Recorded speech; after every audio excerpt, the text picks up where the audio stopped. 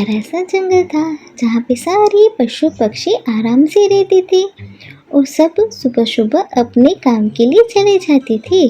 और वहाँ एक जंगल में एक रानू चिड़िया रहती थी जो अपने बच्चों का पेट भरने के लिए एक ढाबा चलाती थी।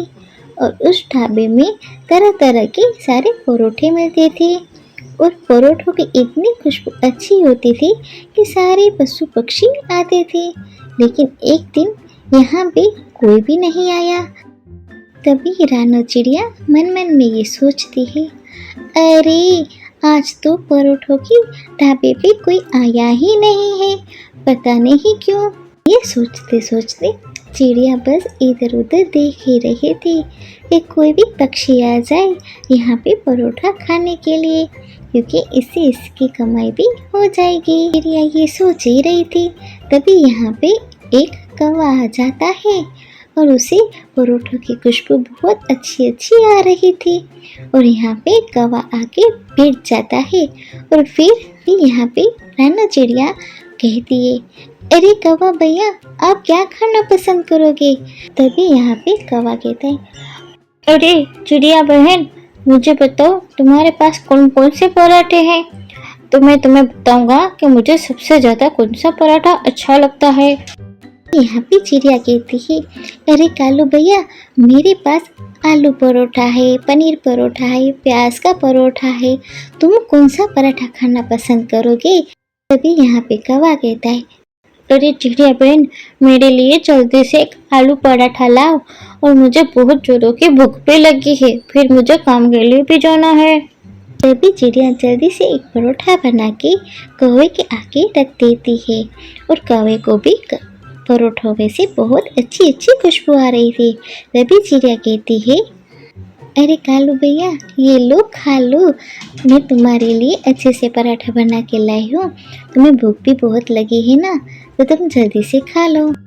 तभी यहाँ पे कालू जल्दी से परोठा खा लेता है और चिड़िया उससे देखती ही रहती है और मन मन में ये सोचती है, लगता है कालू भैया को मेरा बनाया हुआ परोठा बहुत अच्छा लग रहा है, तभी इतने चाव से खा रहे हैं। बस इसी तरह से रोज़ रोज़ सारे ग्राहक आए तो मेरे लिए भी कुछ कमाई का जरिया बन जाए, ताकि मैं भी अपने बच्चों को अच्छे से पढ़ा लिखा सकूं।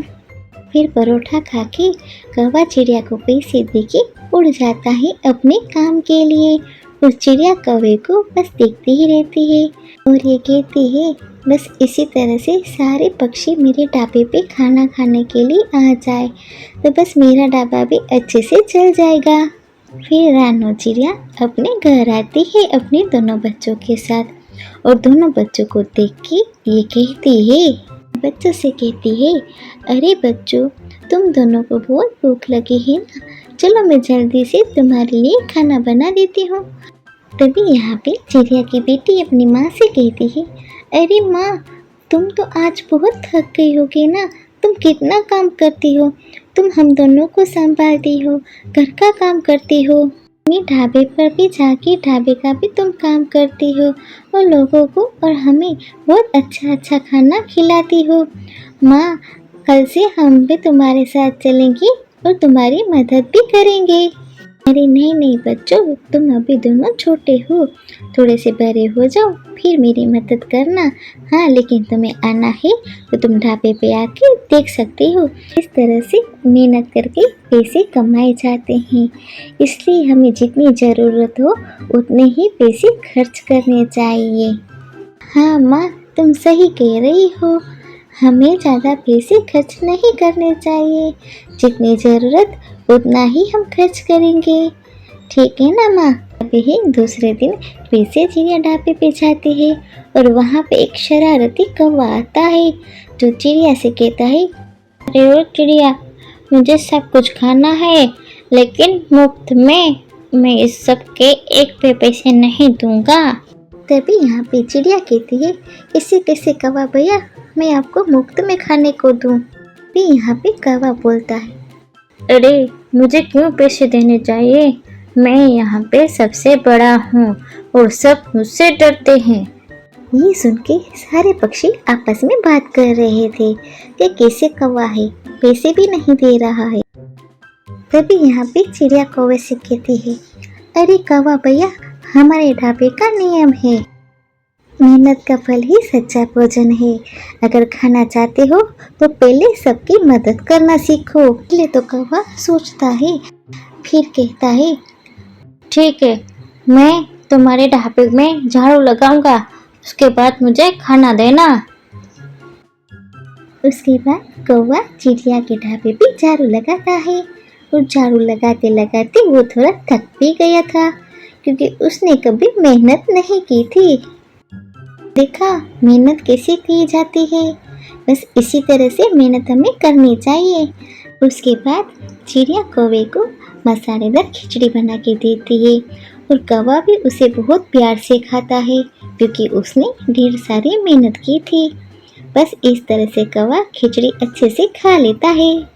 खिचड़ी खाने के बाद कौवा चिड़िया से कहता है, अरे वाह, आज तो मेहनत करने के बाद खाने का स्वाद तो और भी बढ़ गया।